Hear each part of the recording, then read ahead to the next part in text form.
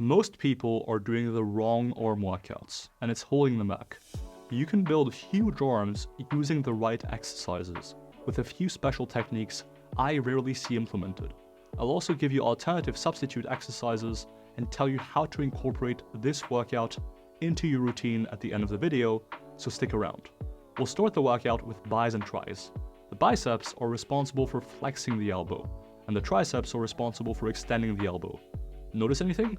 That's right, these two muscles perform opposing functions, making them well suited to the use of antagonist paired supersets. In the antagonist paired superset, we perform a set of bicep curls, rest for a bit, perform a set of tricep extensions, rest for a bit, and repeat.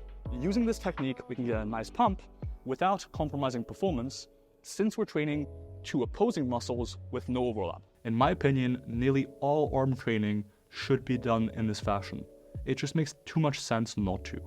Besides elbow flexion, your biceps are also responsible for flexing your shoulder, like in a front raise. So, hyperextending your shoulder will get us a better stretch.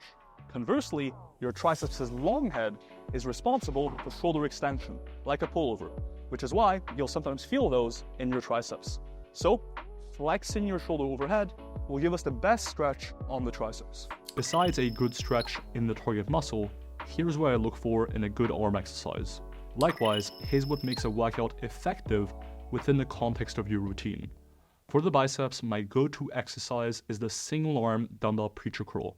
Before I give you sets, reps, and rest times, let me give you 3 things I like about the movement and 2 things that aren't so great. It's one of my favorite bicep exercises. There's a ton of resistance in the stretch, it isolates the biceps, and it feels like it can push to failure without anything else taking over. While the biceps aren't perfectly stretched in this exercise, since the shoulder is flexed slightly, this is made up for by the crazy amount of resistance in the stress position. In fact, a study by Zavalita Corey and colleagues found greater bicep hypertrophy from the preacher curl compared to the incline curl, suggesting that resistance in the stretch could be more important than just getting a stretch. You can do these with both arms at the same time, but I personally really like doing one arm at a time. Why do I recommend a dumbbell over a barbell? Well, if you're a tall king, 6'2", 225-pound langlet checking in after all, a barbell tends to hit J-hooks, no matter how hard you try. A dumbbell always allows you to get a full stretch on the biceps. The one downside to the exercise is that you need to train one arm at a time, and that you need access to a preacher bench, which can be hard to get. As far as tempo goes, our review paper suggests a couple of seconds on the way down, a brief pause in the stretch, and exploding up will maximize muscle growth. Only go as far down as you feel comfortable doing, especially if this is your first time doing these. I like rotating my body sideways a bit when doing them. The most common mistake I see people make on this exercise is doing half reps, but specifically, doing the wrong kind of half reps. It's tempting to just do the top half of the movement. After all, you can lift way more that way. But it turns out, if anything, we want to do only the bottom half of the movement. A group of scientists in Brazil had participants do just top half reps or just bottom half reps. At the top, your biceps are most shortened. At the bottom, they are most lengthened. The participants who just did bottom half reps saw more bicep growth when doing lengthened partial reps compared to doing top half reps. So gradually build up to it, but make sure you focus on the stretch, even if it means using less weight. For our tricep exercise, we'll do dumbbell overhead extensions. Since we're already posted up on the preacher bench, this provides a great opportunity to do the exercise seated with back support. A dumbbell overhead extension is one of my favorite tricep movements. Here are my 4 favorite things about it, as well as one overlooked downside.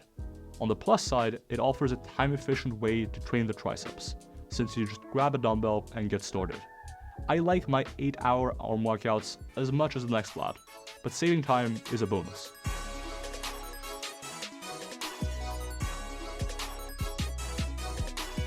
Not only are you getting a full stretch on the lateral and medial head of the triceps, but since your shoulder is fully flexed, you'll also get a crazy stretch on the long head of the triceps. In contrast to a close grip bench press or a dip, you're isolating the triceps, ensuring it gets a solid growth stimulus. Finally, you can do these standing or seated, Standing, the equipment requirements can be met in even the busiest of gyms. Done seated, stabilization demands are reduced, and you can hone in on the triceps even more. The only negative is that some people struggle with the shoulder flexibility required to get a full stretch. If this is you, try doing them one arm at a time. You'll find this makes it easier to get it done. Speaking of getting a full stretch, the most common mistake I see on this exercise is to get sloppy over the course of the set and turn it into a bastardized behind the neck dumbbell press. If you let your elbows drop during the rep, not only are you reducing the stretch on the long head, you're also turning the movement into an overhead press. Instead, try the cue, elbows pointing at the ceiling. This will help you keep good form, isolating the triceps and getting maximum stretch and benefit from the exercise. The second most common mistake is to have the dumbbell come straight down.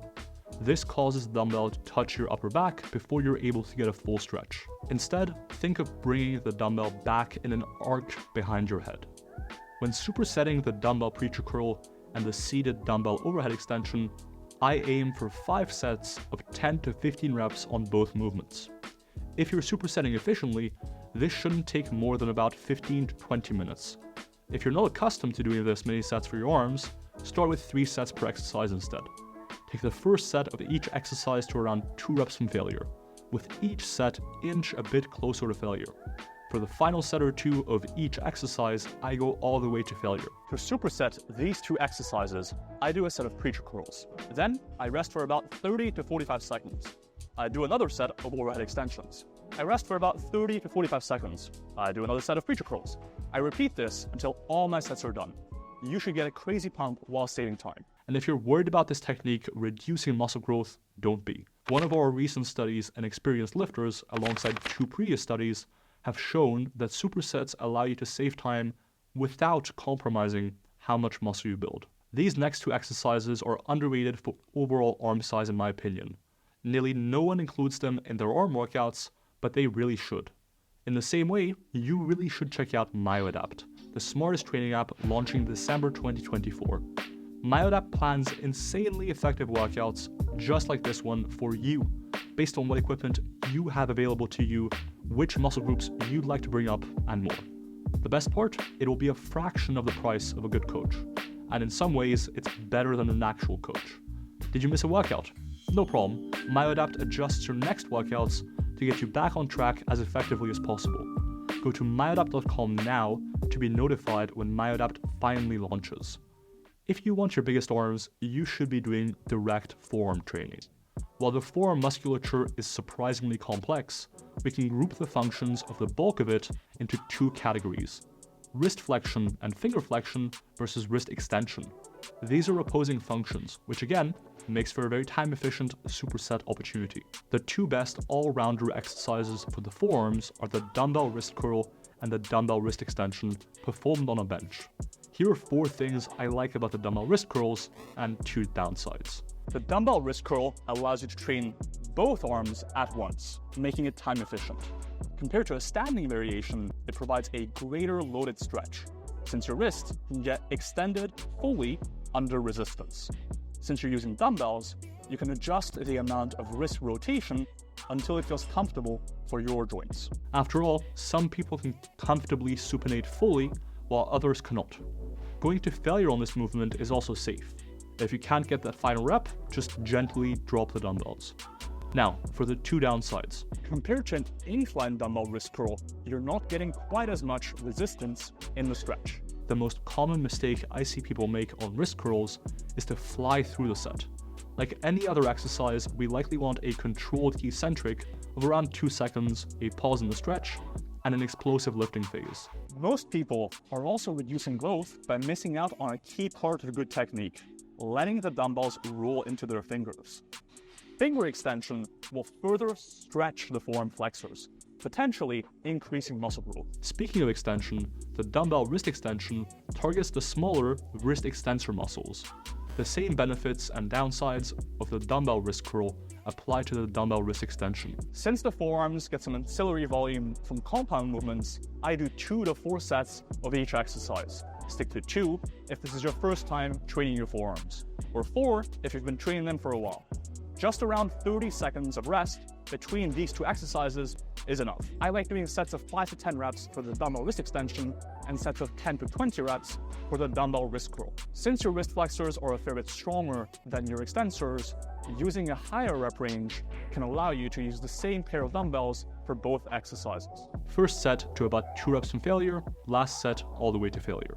These are 2 of my favorite forearm exercises. Just these 2 exercises will give you nearly all the forearm growth you'll ever want. Likewise, the only gym clothing brand you should ever want to buy from is Rascal Apparel, the most durable, comfortable gym clothing in the game, and some of the most creative designs out there as well. Use code WOLF at checkout to support me and for 10% off. As promised at the top of this video, here are alternative exercises if you want substitutes. To incorporate this arm workout into your routine, perform it 2 to 3 times a week.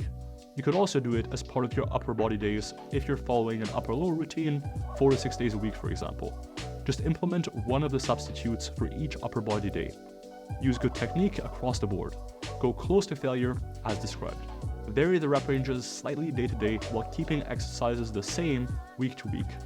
Finally, start workouts with the most important muscles and exercises. Congratulations, you're in business. Dr. Milo Wolf, favorite arm day, we're out.